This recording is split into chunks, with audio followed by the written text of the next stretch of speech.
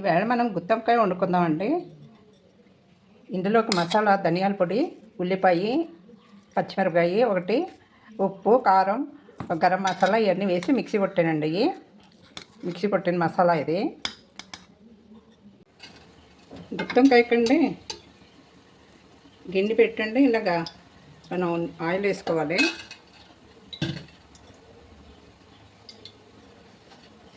ఇలా కొంచెం జీలకర్ర వేసుకోవాలి.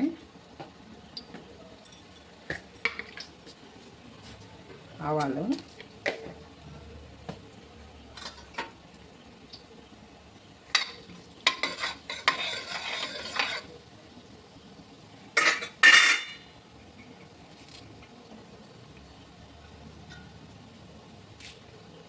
ఇందులో కొంచెం కరివేపాకు వేసుకోవాలి.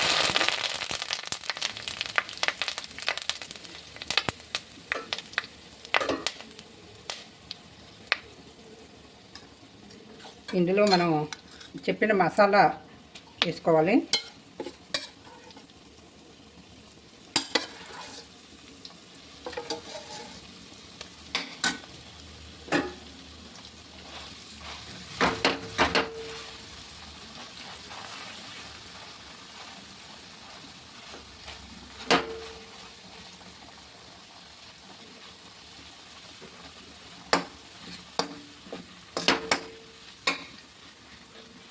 ఇది నూనెలో వేయకండి, బాగా కమ్మటి వాసన వస్తుంది. ఇందులో మనం కొంచెం వాటర్ వేసుకోవాలి.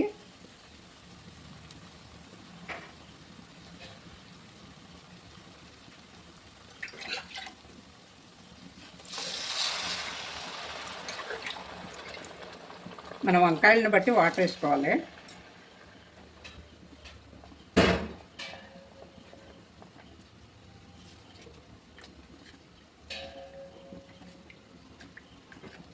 ఇలా కలుపుకోవాలి.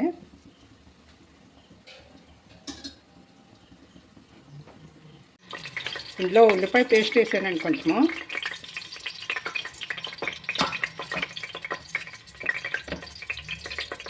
ఉల్లిపాయ పేస్ట్ వేసాను.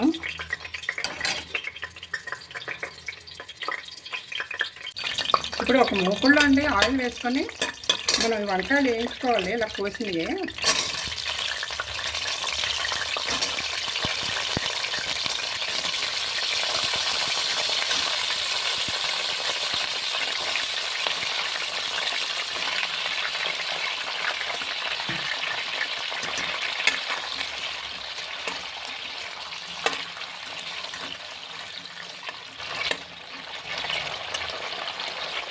ఇలా హై లెవెల్లోనే, హై మంటలోనే వేయించుకోవాలి.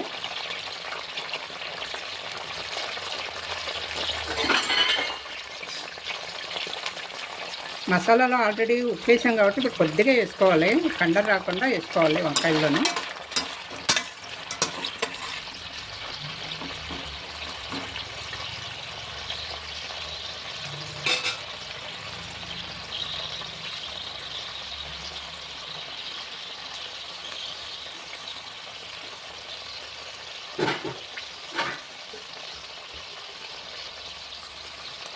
కొంచెం మగ్గనిద్దాము. ఇప్పుడు గ్రేవీ అండి ఇలాగ ఆయిల్ చేయలాగా ఉండాలి, ఉడకాలి ఇది మసాలా. మనం ఇందులో ఇప్పుడు వంకాయలు వేపుకున్నవి అందులో వేసుకుందాము.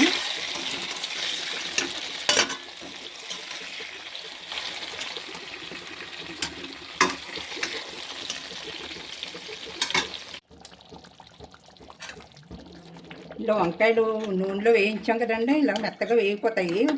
మనం కూరలో అయితే తొందరగా వేగవు, ఉడకవు వంకాయలు. ఇలా మెత్తగా ఉడికిపోతాయి. ఇప్పుడు మనం ఇందులో ఇది కొత్తిమీర వేసుకుందామండి.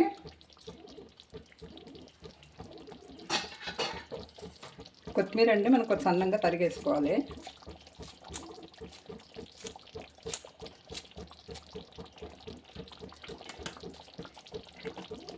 ఇందులోనే కొంచెం పల్లీల పొడి అండి, అంటే ఏరుశనగ పొడి, కొంచెం ఎల్లుల్లిపాయ వేసి మిక్సీ కొట్టానండి. ఇందులో వేసుకోవాలి లాస్ట్కి. ఇక ఇలాగ మామూలుగా కలిపేయాలండి.